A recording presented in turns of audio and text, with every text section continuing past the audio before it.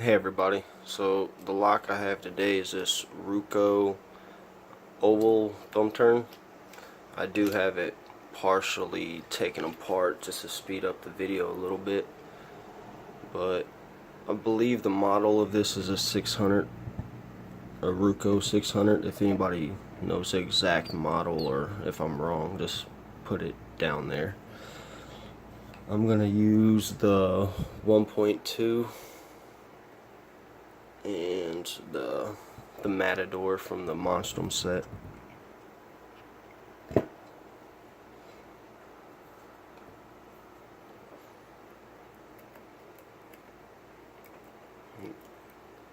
Feels like pin 3's binding. Nope, definitely pin 4. We got a little click out of 2. Couple clicks out of 5. Click out of 1. That was a click out of 2 again. Another click out of 2. And another click out of 2.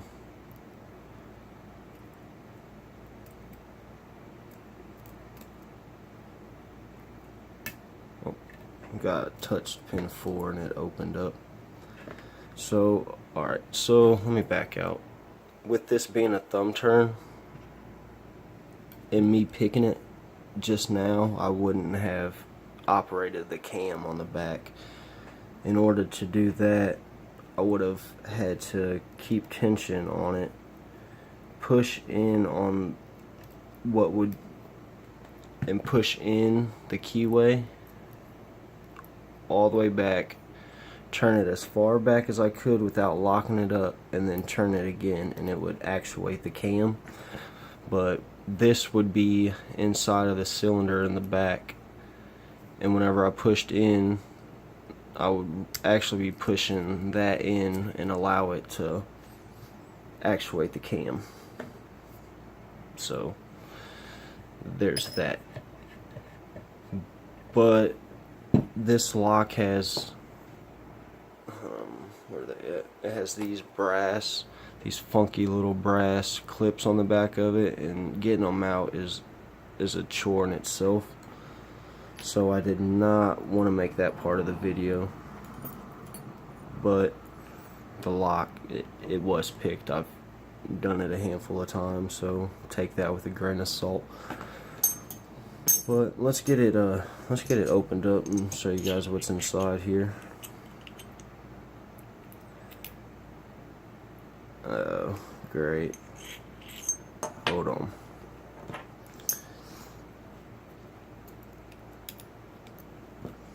Alright, so I gotta turn it a little bit more because of the way that the back of this is.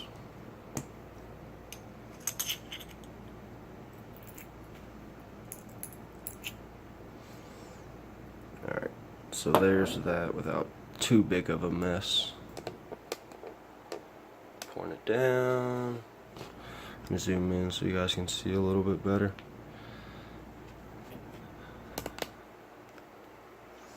And then 1 standard, 2 is standard, 3 is standard, 4 is standard, and then 5 is standard.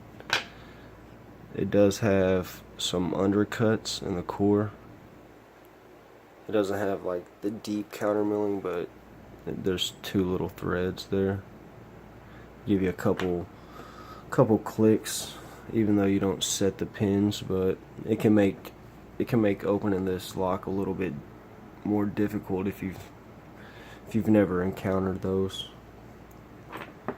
Try to orient these pins the right way.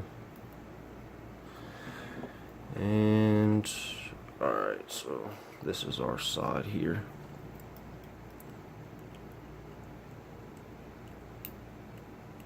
And in 1 is the ASA barrel spool. 2 is another ASA barrel spool. Another ASA barrel spool.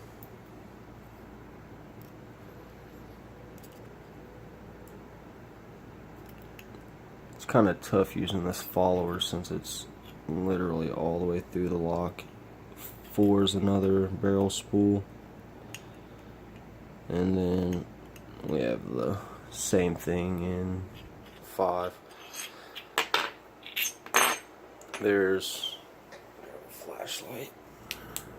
You can see that there's nothing inside of there. Well, maybe a little bit too bright, but there's nothing inside there, just the springs. So it's really just like any other ASA lock. The undercuts with the barrel spools, really tight tolerances can, you know, make for a bit of a headache, but this was just a quick video I wanted to make so I can get this thing put back together.